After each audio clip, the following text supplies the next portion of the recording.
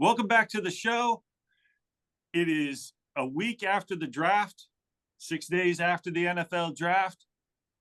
Washington had the single greatest draft class in the history of draft class. At least that's what the experts who told me from using their mock drafts. Are we starting this already? Good Lord. That's weird because the mock drafts didn't really line up, but okay. Hey, did you see mock drafts are starting already for next year? Yes, I know. What in the hell? So welcome to the Hogs, Hops, and Hope podcast, where we don't care.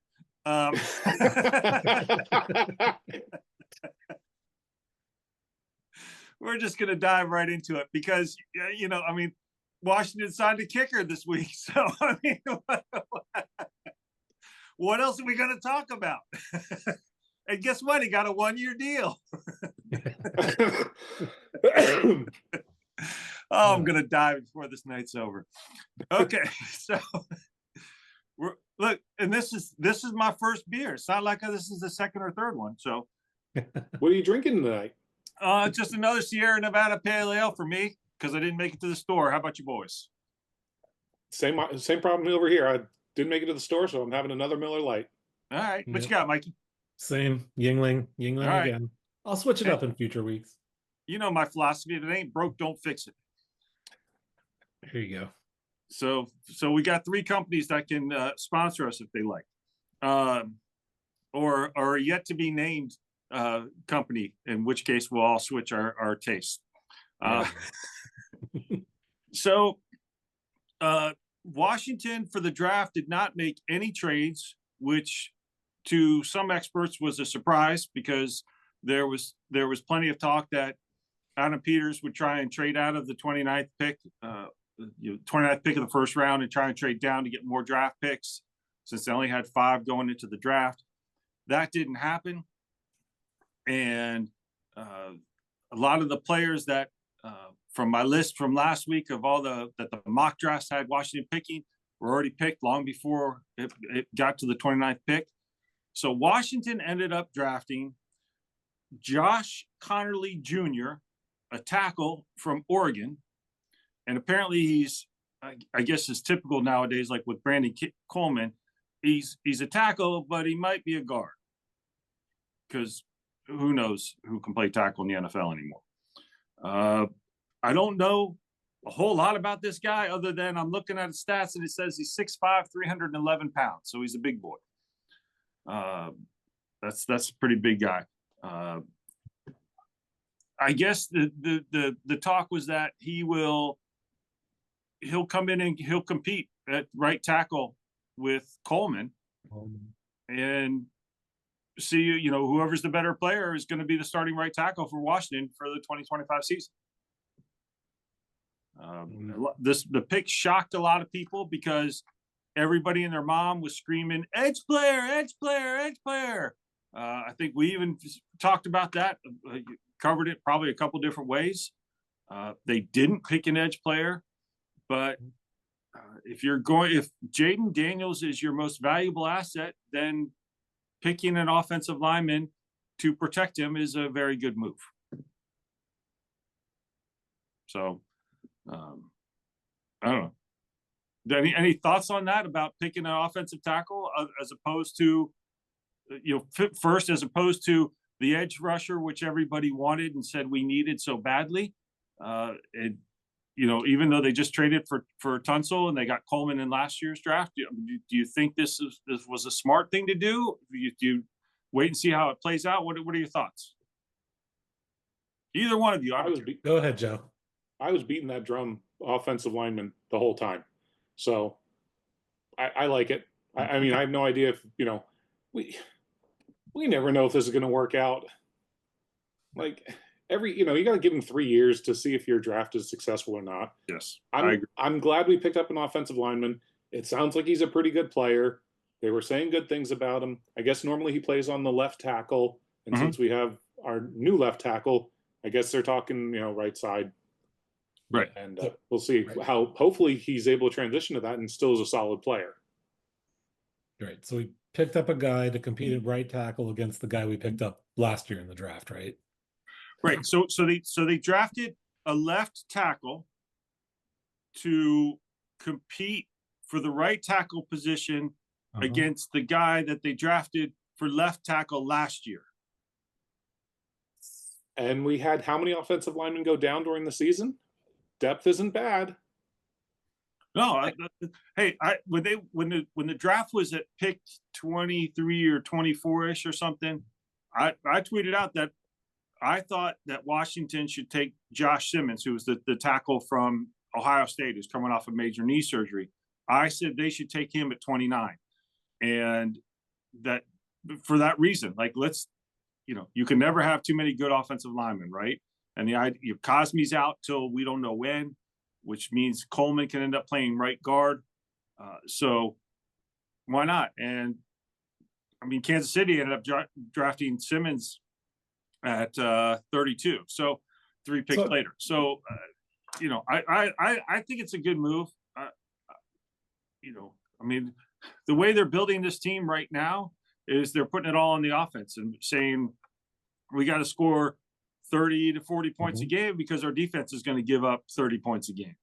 Well, we're certainly not going to have a outside pass rusher, so that's going to be a problem on defense. I agree with everything you guys are saying, but yes, O-line, but the fact that we got Tunsil, we have Coleman over there, we picked up this guy, and look, with Cosme out, it may, like you said, either Coleman or I guess even Connerly could slide into that guard slot in some of the stuff I've read. So, okay, good. Then maybe, especially while Cosme's out, we have the O-line shored up. I feel like that edge position is a huge gap for us and might bite us in the ass next season. So I did think that was probably what we needed, but no, that's extremely fair.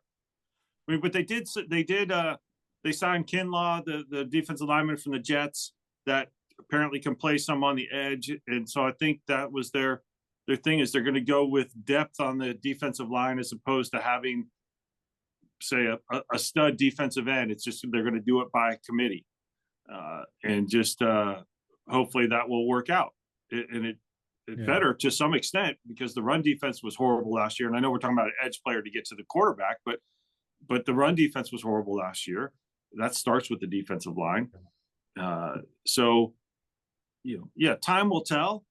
I mean, look, this is a point I bring up all the time. Joe, you just said it. For the draft, it's 3 years before you know if that draft pick was worth anything. Even with Jaden Daniels, he had a very good season last year, but can he keep that going, and can he keep growing and be consistent for the year 2 and year 3 and so on?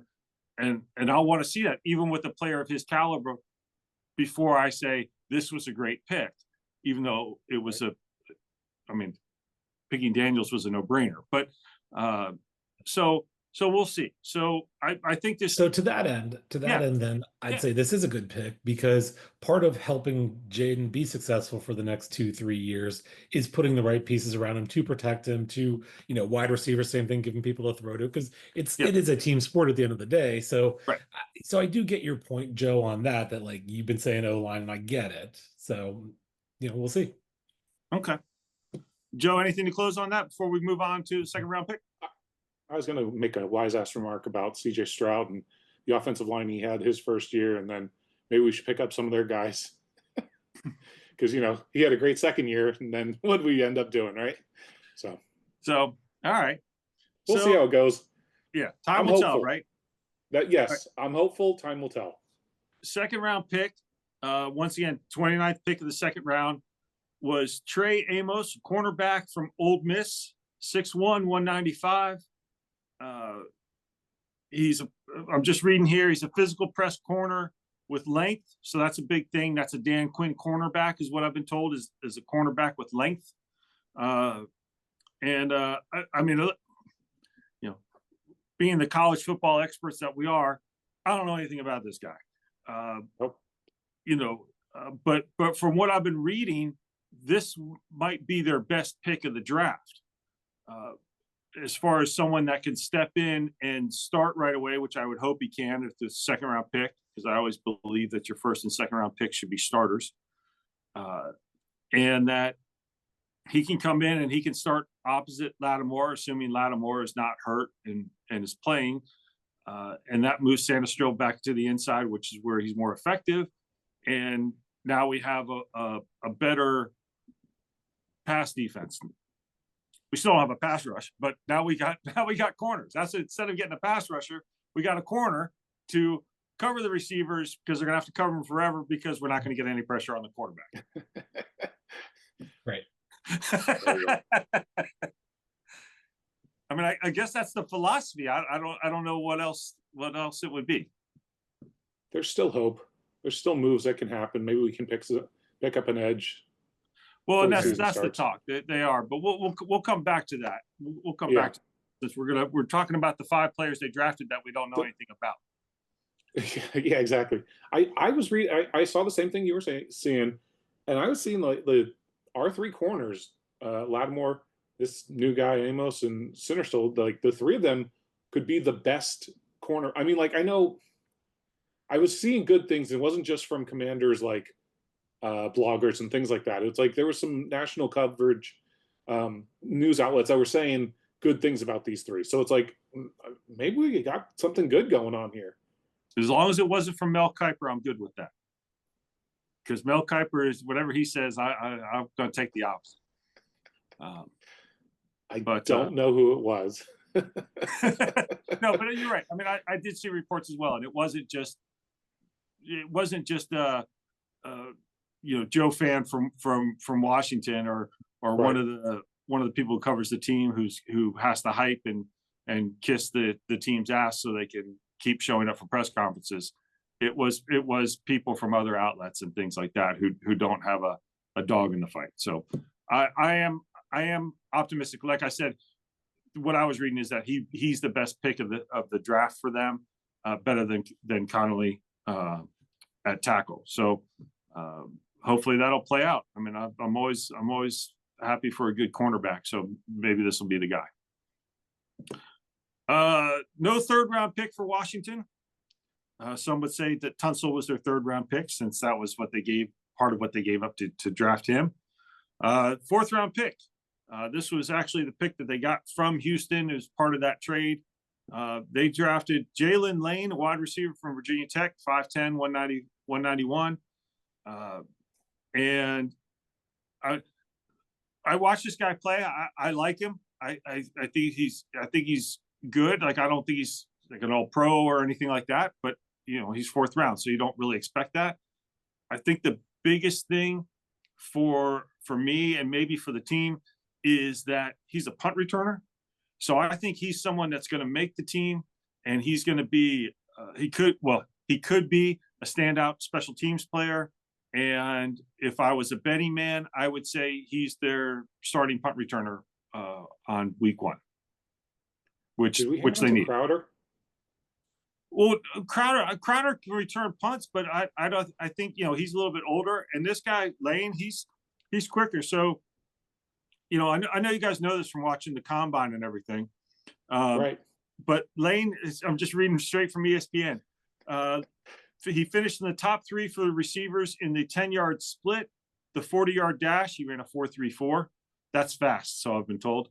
The broad jump, he did 11-foot broad jump, unreal. Vertical jump, 20-yard shuffle, and 3-cone drill. So he's got explosiveness, and so that's why I think he's and he did return punts at Tech. He returned at least 1 for a touchdown. I know that. So I think he may not be. He's not going to be a starting receiver for them. They got McLaurin, they got Debo. Samuel. Yeah. So he's maybe the 4th or 5th receiver at this point. Maybe he gets in on some running packages or that type of thing. But I think for his first year, again, I think he can be a standout special teams player, and he'll be their punt returner. Look, some of the stuff I've seen on him, you mentioned that Amos might have been the best pick, but I've seen that people saying this was the best value as far as getting him in 4th round. Same thing, the special teams. And look, gets him on the team, if special teams gets him in the starting rotation, and then he can develop to be a depth wide receiver. I like this pick. I really, and it's not because I'm biased towards Virginia Tech at all. So Yeah. not What's like your you attachment to Virginia Tech? got, spent time there. Not getting into It's that. like, you should make it sound like it was a prison. I did a stint in Blacksburg. I just I don't remember the times I visited, so No, I think, yeah, I think it'll be fine. And you're right. You're not drafting a 4th round player to necessarily be a starter. This is a player that's going to need to develop some skills to be a regular NFL player. It doesn't matter the position. So, right. If he's got a year or two to develop, and like I said, we know Terry's not going to go anywhere, but Debo could be 1 season and done. They have Noah Brown. They drafted McCaffrey last year. And they have Crowder. They have some other receivers, yes, but I think he's someone that could slowly work his way into the rotation. Again, not necessarily his first year, but down the road as he develops his skills and becomes, not that he's lacking confidence, but becomes more confident at playing at the NFL level. And of course, ultimately, it gives you the opportunity to buy a new jersey. Yes, that could happen. It fits into your criteria. Now it depends on what number he ends up with, right? Well, it depends on whether or not the team changes the uniforms and to something worthwhile. To more of what I'm wearing or what Mike's wearing, and not what you're wearing. So, time will tell. But my football buying jersey days might be over. So we'll see. I'll save it for Caps jerseys, since Caps won their series tonight against Montreal. 1 game 5 at home. Just a little side note, since we're all Caps fans. That's right. We didn't even mention that to start. And so they'll start their series against Carolina. I don't think that the start dates have been announced yet, but games 1 and 2 will be in Washington. So we'll see. Maybe there's another player that comes off the Caps that I say that's the guy, I got to have a jersey for him. So we'll see. But that's a whole nother podcast. So Washington didn't have a 5th round pick. Part of the reason is because that's what they sent San Francisco to get Deebo Samuel.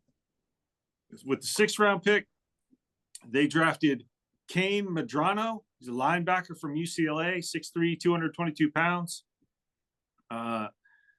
Let's see. It says at the combine, he ran the fastest 40-yard dash, 4.46 for the linebacker group at the combine. He's quick, slips blocks, and made 11 tackles for loss in 2024. So I got nothing on him.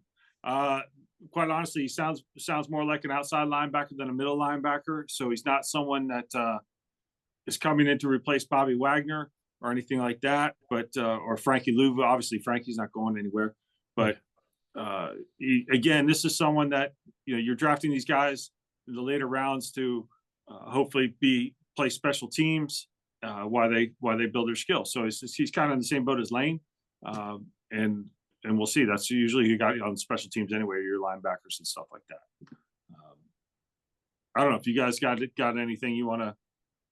No, I mean, look, I like kind of everything you just everything I'm reading about him. For a 6th round pick, I like him, and he seems to he's got speed. He's pretty big guy. I mean, maybe he develops into something. Yeah, that's kind of what you hope for. I mean, that's really what it amounts to. Again, I think your first round pick should always be a starter. 2nd round pick, in my opinion, should be a starter as well. After that, you're looking to fill depth and special teams and see if someone can develop. And I think with their 4th round pick and their 5th round pick or 6th round pick, and we're going to talk about this, they have a 7th round pick as well. It's that same mindset. So yeah, I'm fine with that. I don't have anything negative to say about the guy because I don't know enough about him. So great. Yeah. Joe, you got anything you want to add on him? No. No. Okay. Well, like we always say, no credentials here. Not a one. 7th round pick for Washington was a running back out of Arizona, croaky-merritt, 5'11", 204 pounds. So this is a guy who had a little bit of a weird college career. He transferred schools a few times, but at one point he had some eligibility issues because he started the season, but then he was going to sit out so he could redshirt, and they gave his jersey number to somebody else, and the NCAA said, well, you're still playing because we still see the same jersey number, and it's some weird thing. So this pick, I mean, it's a 7th round pick, so you don't expect a whole lot of it, but this is the one that makes me say, well, what were they looking for?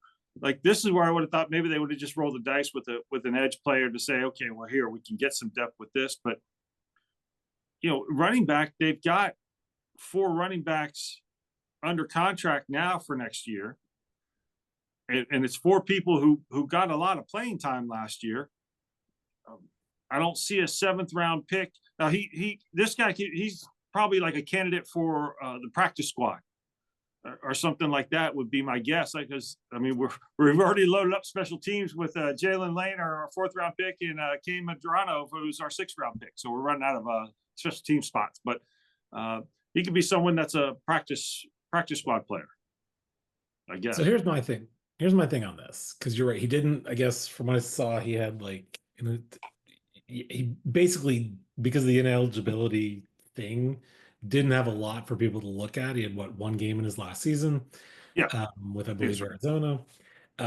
So according to what I saw, he had a 4.45 40-yard dash, which was the fastest among running backs. So we've talked about running backs. We've talked about, none of us are thrilled with Robinson. I think, right. Joe, maybe you are a little more, but I think we've all, I feel like even coming into this, we all felt like we can get by with the running backs we have, but it wouldn't be a bad place to improve things. So I'm just wondering if this isn't a gamble to look at a guy who didn't have a lot to look at because of the ineligibility thing, but he's fast and, maybe hit some things, and maybe their 7th round, it was worth taking a gamble to see if they can develop this guy into, a potential starting running back at some point in the next couple of years when they're going to need it to replace the guys that probably aren't going to be here in a couple of years. I don't know. I actually don't hate this pick. But again, it's a 7th round pick, so if it doesn't work out, it doesn't work out. Joe, you want to add anything? Mike called you out on that, on Byron Robinson. Yeah. Well, I do like Robinson. I mean, I know that he had potential early in the season. I know last year tailed off, so it's kind of like, what do we have this year moving forward with him? So picking up an extra running back, we talked about it last week during our draft special, that it's nice to have the depth. We probably did need to pick someone up, and it's unfortunate though for you to suggest that, I don't know, having a 7th rounder as someone that you would put onto the practice squad right away. I mean, we could have used that 7th rounder for a kicker or something, someone that we know would be a starter. I can't even say it with a straight face. Well, that's why they had to go sign a kicker to the most expensive 1-year deal for a kicker ever. 1-year deal. Yeah. 1-year deal. No, but to wrap up this conversation with the running back, let's see how he does. We know it was an area we needed to improve on. We signed all of our old players from last year, and we didn't love them. You're right. We didn't love them, and we had room to improve. So, why not take a gamble? Okay. So that's the 5 players that Washington drafted. And then, of course, as soon as the draft is over, there's the big scramble for undrafted free agents. So these are all the players that weren't drafted that teams have been in touch with. And some say this is better. Like, some players would rather not be drafted, say in the 7th round. They'd rather be an undrafted free agent at that point, because then they can pick the best situation for themselves where they might have a better chance of getting playing time early on. So Washington, maybe more than this, but this is the list. I have 2, 4, 6, 7. So they signed 8 players, 8 undrafted free agent. players. Wide receiver Jacoby Jones from UCF, University of Central Florida. Wide receiver Ja'Cory Brooks from Louisville. Guard Timothy McKay from North Carolina State. Defensive lineman Ricky Barber from UCF. Cornerback Carlin Vigors from Louisiana Monroe. Corner Fentrell Cypress II from Florida State. Safety Robert McDaniel from Jackson State. And safety Trey Rucker from Oklahoma State. So, not surprisingly, I don't know anything about these players, but from what I was reading online, a lot of people are excited about the Timothy McKay, the guard from North Carolina State. And so, again, that goes to offensive line depth, which we've already talked about. Like, you can never have too many good players, and these are really the players. I mean, Joe, you just said, you know, you draft a 7th-round player to put them on your practice squad. Maybe you don't, maybe you do. These are the guys really that you're also looking to put at. You know, they're good practice players. Maybe there's a nugget in there somewhere that can turn that off. But this seems like they picked some from positions of need: 2 receivers, 2 corners, 2 safeties, a guard, one defensive lineman. So, you know, we didn't expect them to be drafting a quarterback or a tight end or bringing some of those people in like that. So, you know, this is always interesting to me. These are the guys that I like to keep an eye on because they're success stories. These are the guys that, you know, they're given some money, they're signing, so they're getting some money, and it's always interesting to me. Like it almost becomes like an auction. They got a couple teams that might be vying for them that'll drive up how much money they can get. But you know, they're getting entry level money. But you know, I'm happy for them because they're getting a shot. Yeah. And then there was also some mini camp invites. So I was going to say Redskins. Washington has the rookie mini camp May 9th and May 10th. And part of that is also they have mini camp invites. And so mini camp invites they're not signed like the undrafted free agents are. So they're not guaranteed anything, but they have 4 people that they've invited to the mini camp. Tackle Ben Rather from Northwestern, a long snapper Josh Wojciechowski I'm butchered that. Forget it. Colorado School of Mines. So I didn't even know that was a school. They have a quarterback from Virginia Tech, Colin Schlee. I saw him play a little bit. You know, it's nothing special, but you know, maybe again, he's a practice squad player. It gives you just an emergency quarterback or something that can develop within your system. And then the 4th player is Gabe Taylor, the safety out of Rice, who is Sean Taylor's younger brother. So I know a lot of people are happy about that Sean's brother's coming in. I think I read that he might have had some options to go to some other teams, but that he wanted to come to Washington. And if that's the case, you know, happy for him. And if he can, you know, if he gets an opportunity to play where his brother played, I'm sure that would mean a lot to him and his family. So those are the new, I'll say, pickups for Washington coming out of the draft and right after the draft. So anything on any of them? Weirdly, I don't know anything about any of them, so no. All right. We cut through the BS here. We don't even try it. But I'm excited to see what they do at minicamp. Right, and that's the thing. That's when you know they're all going to get a chance to shine and show coaches what they can do and what they're capable of, and maybe some of them get a little further look going into training camp and OTAs and stuff like that. So, you know, just happy for these kids. You got to get an opportunity to take the next step and see what happens. Yeah. All right. So that's the draft wrap up. I guess we should talk a little bit. We'll just hit on this real quick. So there was a big press conference beginning of the week about there is an agreement now, not just a framework, but an agreement between the team and the mayor of DC to build the stadium, build a new stadium at the RFK site, along with everything else that's going to go with it. Not much has changed. Mike, you mentioned this before we started, that not much has really changed in the details. But the The city council still needs to vote on it. That's not going to happen for a couple months. I think they wouldn't be breaking ground until sometime in 2026, assuming that everything goes according to plan. And we're talking construction and politicians, so everything always goes according to plan with those two things. So we'll see. But this was the next step in getting a stadium to the RFK site, and with the goal of playing there for the 2030 season. So 5 years out. And so, Mike, you have your background is, I think you said that's the rendering from the inside of the stadium. Is that right? That is the rendering of the new stadium that they released. Yeah. So, and, you can kind of look, the end zone there is a W. Oh, okay. Yeah, there you go. Neat. That's so cool. It would be a dome stadium, so they can attract the Super Bowl and get other events in there. They're going to have PSL seating licenses.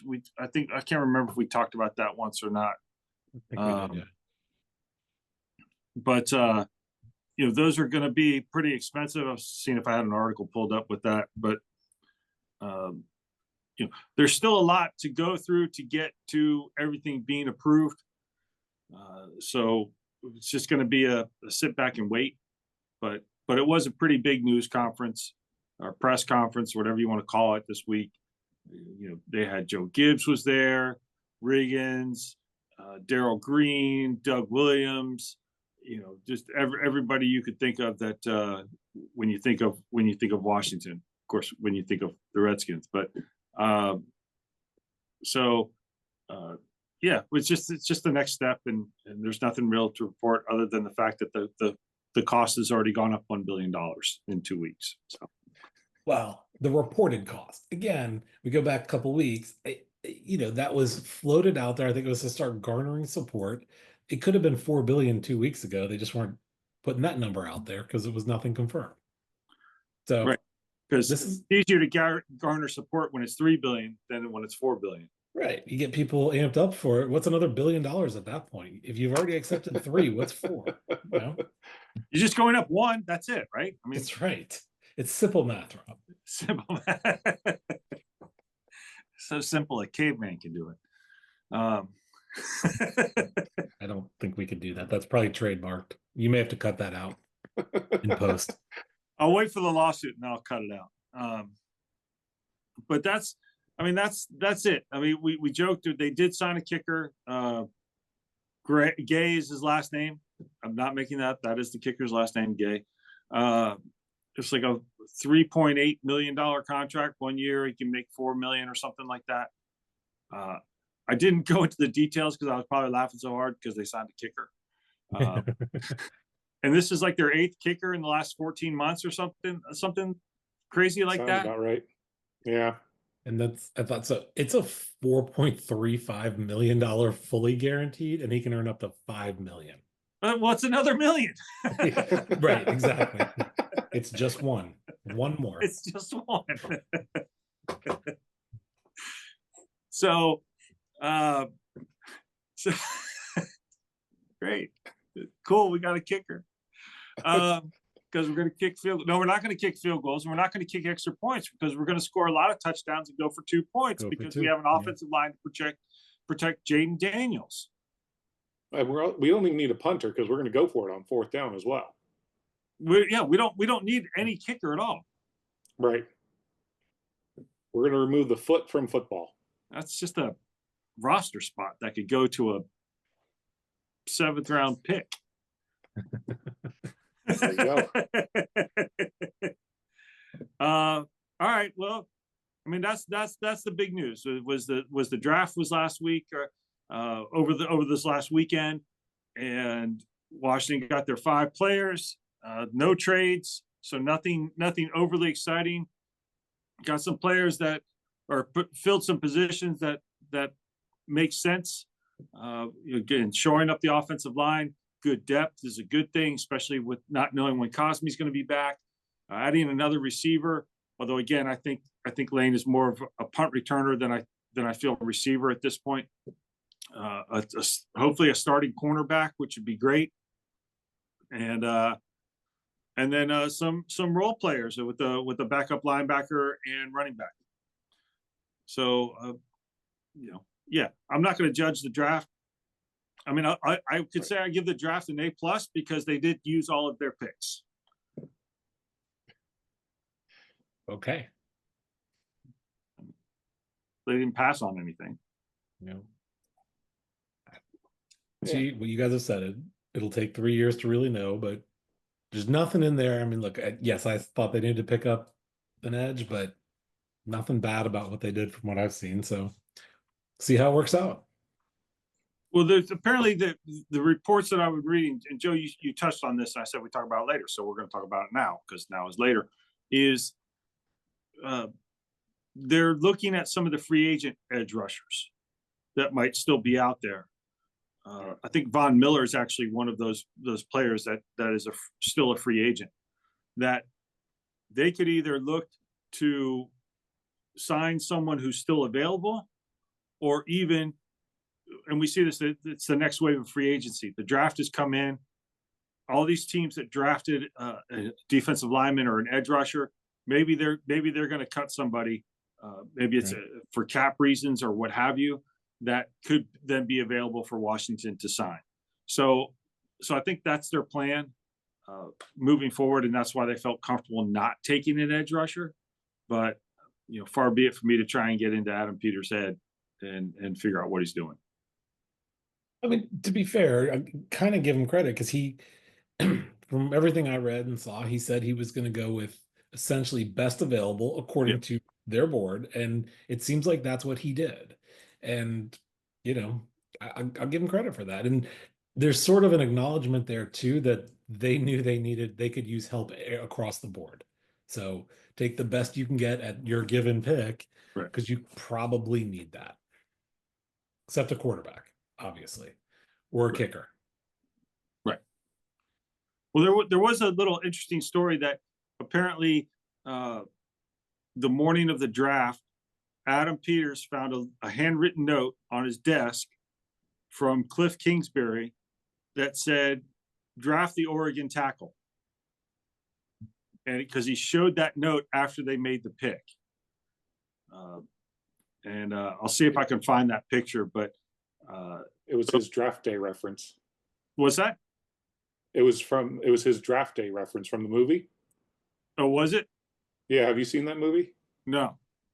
Oh, okay. Well, never mind. Mike hasn't seen any of that. So it's a fun movie.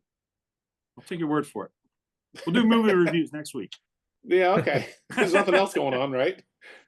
We'll rank all our favorite football and non-football movies. Yeah, so I mean, I guess to an extent they got the guy they wanted all along, or best player available. And again, offensive line, I'm fine with that. The top two picks, on the surface, I like an offensive lineman and a cornerback. I'm good with that. The rest of it is kind of gravy to me. If the other three picks play out, then great. If they don't play out, I think that's par for the course. So we shall see. Yeah. Yep. Anything else you guys want to talk about? No, Anything else? No. No? No, nothing for me. Silence is approval. All right. Sure is. Well, that'll wrap today's show then. Next week, we'll have another exciting show about the Commanders. What we'll talk about, who knows? But thanks as always for watching. Click subscribe and like and tell your friends, and because you got to feed our fragile egos. And so until next week, have a wonderful day. Bye. Bye. Yeah.